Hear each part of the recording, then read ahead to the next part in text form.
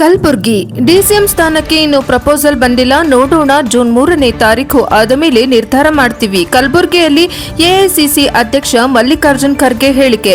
CM ಜೊತೆ ಎಷ್ಟು ಜನ ಸಚಿವರು ಪ್ರಮಾಣ ವಚನ ಸ್ವೀಕರಿಸುತ್ತಾರೆ ಅನ್ನೋದು ನಿರ್ಧಾರ ಆಗಿಲ್ಲ.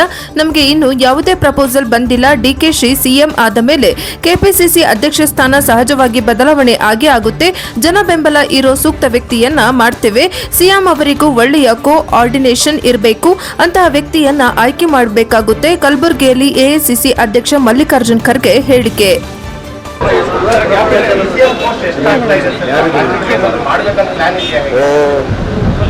ನೋಡ್ಬೇಕು, ಪ್ರಪೋಸಲ್ ಯಾವುದು ಬಂದಿಲ್ಲ.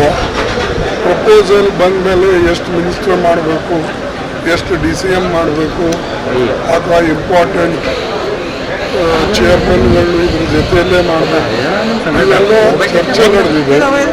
ಅದು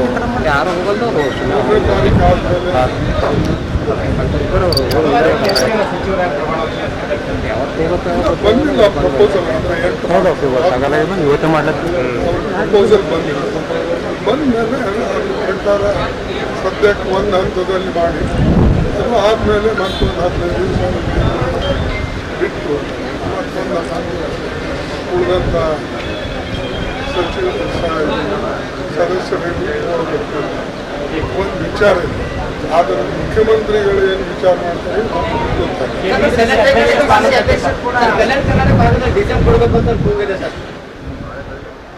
ಮತ್ತೆ